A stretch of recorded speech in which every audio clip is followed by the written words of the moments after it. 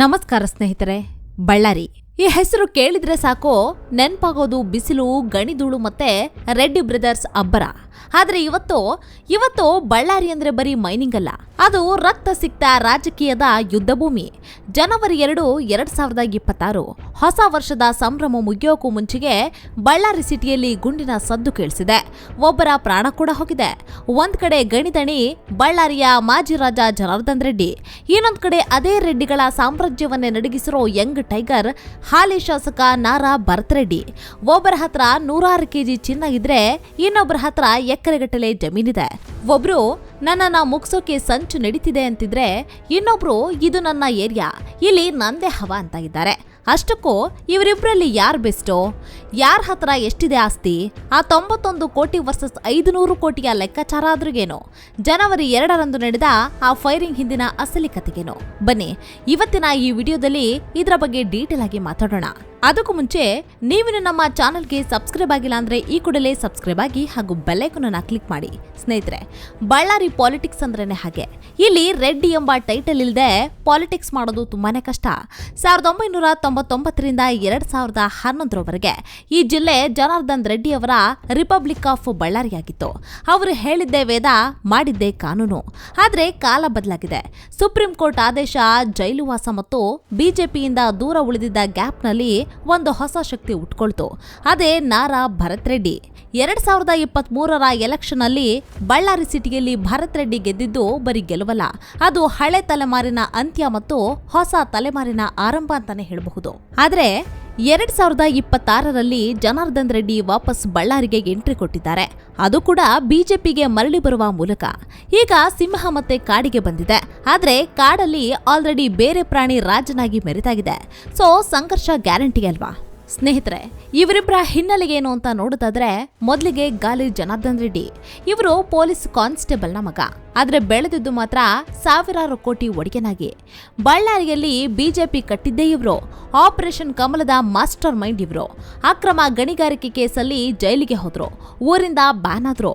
2023ರಲ್ಲಿ ಸ್ವಂತ ಪಾರ್ಟಿ KRPPಯನ್ನ ಕಟ್ಟಿ ಗಂಗಾವತಿಯಲ್ಲಿ ಗೆದ್ರು. ಈಗ ಮತ್ತೆ ಬಿಜೆಪಿಗೆ ಸೇರ್ಪಡೆಯಾಗಿ ಅಣ್ಣ ಸೋಮಶೇಖರ್ ರೆಡ್ಡಿ ಮತ್ತು ದೋಸ್ತ್ ಶ್ರೀರಾಮುಲು ಜೊತೆ ಟೀಮ್ ಕಟ್ಕೊಳ್ತಾ ಇದ್ದಾರೆ. ಇನ್ನು ನಾರಾ ಭರತ್ ರೆಡ್ಡಿ, ಇವರು 35 ವರ್ಷದ ಯಂಗ್ ಲೀಡರ್. ತಂದೆ ಸೂರ್ಯನಾರಾಯಣ ರೆಡ್ಡಿ JDS ಶಾಸಕರಾಗಿದ್ರು. ಭರತ್ ರೆಡ್ಡಿ ಓದಿದ್ದು ಬಿಸಿನೆಸ್ ಮ್ಯಾನೇಜ್ಮೆಂಟ್. ಇವರು ಪಾಲಿಟಿಕ್ಸ್ಗೆ ಬಂದಿದ್ದು ಡೈರೆಕ್ಟ್ ಆಗಲ್ಲ. 2014ರಲ್ಲಿ ಜಿಲ್ಲಾ ಪಂಚಾಯತಿಯಿಂದ, 2023ರಲ್ಲಿ ಕಾಂಗ್ರೆಸ್ಸಿನ ಟಿಕೆಟ್ ಸಿಗುತ್ತೆ. ನಂತರ ಜನಾರ್ದನ್ ರೆಡ್ಡಿ ಅವರ ಪತ್ನಿ ಲಕ್ಷ್ಮೀ ಅರುಣ ಅವರನ್ನೇ ಸೋಲಿಸಿ ಶಾಸಕರಾದ್ರು. ಇವರ ಸ್ಟೈಲ್ ಹೇಗಿದೆ ಅಂದ್ರೆ ಕೌಂಟರ್ ರೆಡ್ಡಿ ಪಾಲಿಟಿಕ್ಸ್. ಅಂದ್ರೆ ಜನಾರ್ದನ್ ರೆಡ್ಡಿ ಎದುರು ನಿಲ್ಲಕ್ಕೆ ಬೇಕಾಗಿರುವಷ್ಟೇ ಹಣ, ಅಷ್ಟೇ ಮಜಲ್ ಪವರ್ ಇವರ ಹತ್ರ ಕೂಡ ಇದೆ. ಇನ್ನು ಈಗ ಅಸಲಿ ವಿಷಯಕ್ಕೆ ಬರೋಣ. ಇವರಿಬ್ಬರಲ್ಲಿ ಯಾರು ಶ್ರೀಮಂತರು? 2023ರ ಅಫಿಡವಿಟ್ನ ಪ್ರಕಾರ ಜನಾರ್ದನ್ ರೆಡ್ಡಿ ಮತ್ತು ಅವರ ಪತ್ನಿಯ ಒಟ್ಟು ಆಸ್ತಿ ಬರೋಬ್ಬರಿ 496 ಕೋಟಿ ರೂಪಾಯಿ. ಇಲ್ಲಿ ಇಂಟ್ರೆಸ್ಟಿಂಗ್ ವಿಷಯ ಏನಂದ್ರೆ ಇವರ ಹತ್ರ ಇರೋದು ಬರೀ ಕ್ಯಾಶ್ ಅಲ್ಲ, ಕಿಲೋಗಟ್ಟಲೆ ಚಿನ್ನ ಮತ್ತು ವಜ್ರ ಕೂಡ ಇದೆ. ಜನಾರ್ದನ್ ರೆಡ್ಡಿ ಹೆಸರಲ್ಲೇ ಸುಮಾರು 46 ಕೆಜಿ ಚಿನ್ನ ಮತ್ತು ವಜ್ರದ ಆಭರಣಗಳಿವೆ. ಪತ್ನಿ ಹೆಸರಲ್ಲಿ 38 ಕೆಜಿ ಚಿನ್ನ ಇದೆ. ಇವರ ಸ್ಪೆಷಾಲಿಟಿ ಏನಂದ್ರೆ ಇವರ ಮೇಲೆ ಶೂನ್ಯ ಸಾಲ, ಯಾರಿಗೂ ₹1 ಸಾಲವನ್ನ ಕೊಡಬೇಕಾಗಿಲ್ಲ. ಇನ್ನು ಭರತ್ ರೆಡ್ಡಿ, ಇವರ ಘೋಷಿತ ಆಸ್ತಿ 91.18 ಕೋಟಿ ರೂಪಾಯಿ. ಇವರ ಹತ್ರ ಚಿನ್ನ ಕಡಿಮೆ, ಆದ್ರೆ ಜಮೀನು ಜಾಸ್ತಿಗಿದೆ. ನಲ್ಲ ಚೆರುವು ಗೌರಾಳ್ ಹತ್ರ ಎಕರೆಗಟ್ಟಲೆ ಕೃಷಿ ಜಮೀನಿದೆ. ಬಳ್ಳಾರಿ ಸಿಟಿಯಲ್ಲಿ ಕಮರ್ಷಿಯಲ್ ಫ್ಲಾಟ್ಸ್ಗಳು ಸಹ ಇವೆ. ಆದ್ರೆ ಭರತ್ ರೆಡ್ಡಿ ತಲೆ ಮೇಲೆ ಸುಮಾರು 34 ಕೋಟಿ ರೂಪಾಯಿ ಸಾಲ ಇದೆ. ಅಂದ್ರೆ ಅವರ ಬಿಸ್ನೆಸ್ ಲೋನ್ ಮೇಲೆ ನಡೀತಾಗಿದೆ.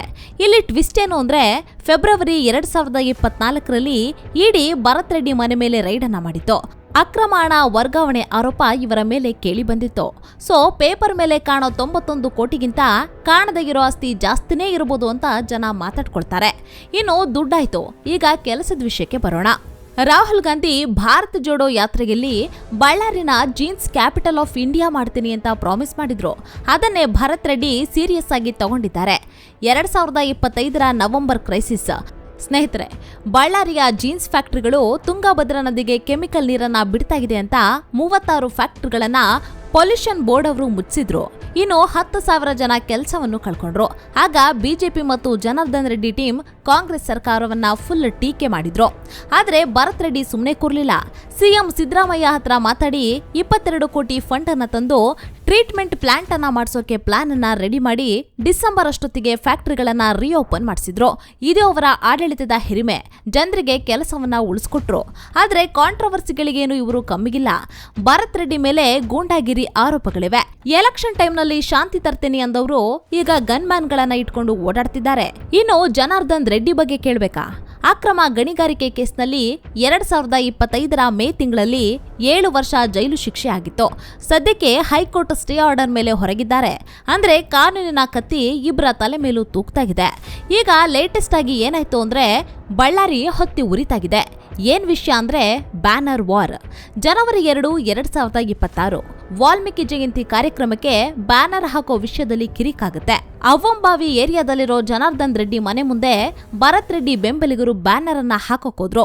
ಇದು ನಮ್ಮ ಏರಿಯಾ, ಇಲ್ಲಿ ಬ್ಯಾನರ್ ಅನ್ನ ಹಾಕಂಗಿಲ್ಲ ಅಂತ ರೆಡ್ಡಿ ಗ್ಯಾಂಗ್ ತಗಾದೆಯನ್ನ ತೆಗೆದ್ರು. ಮಾತು ಬೆಳೆದು ಕಲ್ಲು ತೂರಾಟ ಆಯ್ತು. ಆಮೇಲೆ ಕೇಳಿಸಿದ್ದು ಡಮಾರ್ ಡಮಾರ್ ಅಂದ್ರೆ ಗುಂಡಿನ ಸದ್ದು. ಈ ಗಲಾಟೆಯಲ್ಲಿ 26 ವರ್ಷದ ರಾಜಶೇಖರ್ ಅನ್ನೋ ಕಾಂಗ್ರೆಸ್ ಕಾರ್ಯಕರ್ತ ಪ್ರಾಣವನ್ನ ಬಿಟ್ಟಿದ್ದಾನೆ. ಜನಾರ್ದನ್ ರೆಡ್ಡಿ ಹೇಳ್ತಾರೆ, ನನ್ನನ್ನ ಸಾಯಿಸೋಕೆ ಭರತ್ ರೆಡ್ಡಿ ಗ್ಯಾಂಗ್ ಸ್ಕೆಚ್ ಅನ್ನ ಹಾಕಿತ್ತು. ನನ್ನ ಮನೆ ಮೇಲೆ ಫೈರಿಂಗ್ ಅನ್ನ ಮಾಡಿದ್ರು ಅಂತ ಬುಲೆಟ್ ಅನ್ನ ತೋರಿಸ್ತಾ ಇದ್ದಾರೆ. ಇನ್ನು ಭರತ್ ರೆಡ್ಡಿ ಹೇಳ್ತಾರೆ, ನಮ್ಮ ಹುಡುಗರನ್ನ ಜನಾರ್ದನ್ ರೆಡ್ಡಿ ಜನರೇ ಕೊಂದಿರೋದು ಅಂತ. ಪೊಲೀಸರು ಸುಮ್ಮನೆ ಬಿಟ್ಟಿಲ್ಲ, FIR ದಾಖಲಾಗಿದೆ. ಇದರಲ್ಲಿ A1 ಆರೋಪಿ ಜನಾರ್ದನ್ ರೆಡ್ಡಿ ಮತ್ತು A2 ಆರೋಪಿಯಾಗಿ ಸೋಮಶೇಖರ್ ರೆಡ್ಡಿ, A3 ಆಗಿ ಶ್ರೀರಾಮುಲು. ಇಡೀ ಬಿಜೆಪಿ ಲೀಡರ್ಶಿಪ್ ಅನ್ನೇ ಲಾಕ್ ಮಾಡಲಾಗಿದೆ. ಬಳ್ಳಾರಿ ಈಗ ಬೂದಿ ಮುಚ್ಚಿದ ಕೆಂಡದಂತಾಗಿದೆ. ಹಾಗಾದ್ರೆ ಕೊನೆದಾಗಿ ಬರೋ ಪ್ರಶ್ನೆ, ಹೂ ಈಸ್ ಬೆಸ್ಟ್? ನೋಡಿ, ಇದನ್ನ 3 ಆಂಗಲ್ ಅಲ್ಲಿ ನೋಡಬಹುದು. ಮೊದಲನೇದು ರಾಜಕೀಯ ಚಾಣಕ್ಯ. ಇಲ್ಲಿ ಇವತ್ತಿಗೂ ಜನಾರ್ದನ್ ರೆಡ್ಡಿನೇ ಕಿಂಗ್ ಅಂತ ಹೇಳಬಹುದು. 15 ವರ್ಷಗಳಿಂದ CBI, ED, ಸುಪ್ರೀಂ ಕೋರ್ಟ್ ಅಂತ 100 ಕೇಸ್ಗಳು ಇದ್ರೂ ಇನ್ನೂ ಸರ್ವೈವ್ ಆಗಿದ್ದಾರೆ. ಊರಿಂದ ಹೊರಗಿದ್ರು ಕೂಡ ಎಲೆಕ್ಷನ್ ಗೆಲ್ಲೋ ಕೆಪಾಸಿಟಿ ಇವರಿಗಿದೆ. ಇನ್ನು ಅಭಿವೃದ್ಧಿ ವಿಷಯಕ್ಕೆ ಬಂದ್ರೆ ಇಲ್ಲಿ ಭರತ್ ರೆಡ್ಡಿ ಅವರದ್ದೇ ಕೈ ಮೇಲಾಗುತ್ತೆ. ಬರೀ ಮೈನಿಂಗ್ ಅಂತ ಕೂರದೆ ಟೆಕ್ಸ್ಟೈಲ್ ಪಾರ್ಕ್, ಜೀನ್ಸ್ ಪಾರ್ಕ್ ಅಂತ ಹೊಸ ಆಲೋಚನೆಯನ್ನ ಮಾಡ್ತಿದ್ದಾರೆ. ಆಡಳಿತ ಯಂತ್ರವನ್ನ ಬಳಸಿಕೊಳ್ಳೋದು ಇವರಿಗೆ ಚೆನ್ನಾಗಿ ಗೊತ್ತಿದೆ. ಇನ್ನು ನೈತಿಕತೆಯ ವಿಚಾರಕ್ಕೆ ಬಂದ್ರೆ ಇಲ್ಲಿ ಯಾರು ಬೆಸ್ಟ್ ಅಂತ ಹೇಳೋಕ್ಕಾಗಲ್ಲ. ಒಬ್ರು ದೇಶದ ಸಂಪತ್ತನ್ನ ಲೂಟಿ ಮಾಡಿದ ಆರೋಪವನ್ನ ಹೊತ್ತಿದ್ರೆ, ಇನ್ನೊಬ್ರು ರಕ್ತಸಿಕ್ತ ರಾಜಕಾರಣವನ್ನ ಮಾಡ್ತಿದ್ದಾರೆ ಎಂಬ ಆರೋಪವಿದೆ. ಇಬ್ಬರ ಮೇಲೂ ಗಂಭೀರ ಕ್ರಿಮಿನಲ್ ಕೇಸ್ಗಳು ಸಹ ಇವೆ. ನೀವು ಬಳ್ಳಾರಿಯಲ್ಲಿ ಶಾಂತಿ ಮತ್ತು ಬಿಸ್ನೆಸ್ ಡೆವಲಪ್ಮೆಂಟ್ ಅನ್ನ ನೋಡೋದಾದ್ರೆ ಭರತ್ ರೆಡ್ಡಿ ಬೆಟರ್ ಆಪ್ಷನ್ ಅಂತ ಹೇಳಬಹುದು. ಯಾಕಂದ್ರೆ ಅವರು ಫ್ಯೂಚರ್ ಬಗ್ಗೆ ಯೋಚಿಸ್ತಾಗಿದ್ದಾರೆ. ಆದ್ರೆ ನಿಮಗೆ ಹಳೆ ಕದರ್, ಮಾಸ್ ಪವರ್ ಮತ್ತು ಎಮೋಷನಲ್ ಆಗಿ ಕನೆಕ್ಟ್ ಆಗಬೇಕು ಅಂದ್ರೆ ಜನಾರ್ದನ್ ರೆಡ್ಡಿ ಇಂದಿಗೂ ಬಳ್ಳಾರಿಯ ಹುಲಿ. ಇನ್ನು ಬಳ್ಳಾರಿ ರಾಜಕೀಯ ಅಂದ್ರೆ ರಿಸೋರ್ಸ್ ಪಾಲಿಟಿಕ್ಸ್. ಇಲ್ಲಿ ದುಡ್ಡು ಇದ್ದವನೇ ದೊರೆ. 2026 ಈ ಘಟನೆ ಬರೀ ಆರಂಭ ಅಷ್ಟೇ. ಮುಂದಿನ ದಿನಗಳಲ್ಲಿ ಈ ಪೈಪೋಟಿ ಇನ್ನೂ ಜೋರಾಗಲಿದೆ. ಇದರ ಬಗ್ಗೆ ನಿಮ್ಗೇನನ್ಸುತ್ತೆ? ಬಳ್ಳಾರಿಗೆ ಯಾವ ನಾಯಕ ಬೆಸ್ಟ್ ಅಂತ ಅನ್ಸುತ್ತೆ ಕಾಮೆಂಟ್ ಮಾಡಿ ತಿಳಿಸಿ. ಈ ವಿಡಿಯೋ ನಿಮಗೆ ಇಷ್ಟವಾಗಿದ್ರೆ ಲೈಕ್ ಮಾಡಿ, ಶೇರ್ ಮಾಡಿ ಮತ್ತು ನಮ್ಮ ಚಾನಲ್ಗೆ ಸಬ್ಸ್ಕ್ರೈಬ್ ಆಗೋದನ್ನ ಮರಿಬೇಡಿ. ಮತ್ತೊಂದು ಇಂಟ್ರೆಸ್ಟಿಂಗ್ ವಿಡಿಯೋದೊಂದಿಗೆ ನಿಮ್ಮನ್ನ ಭೇಟಿ ಆಗ್ತೀವಿ. ಅಲ್ಲಿಯವರೆಗೂ ಧನ್ಯವಾದಗಳು.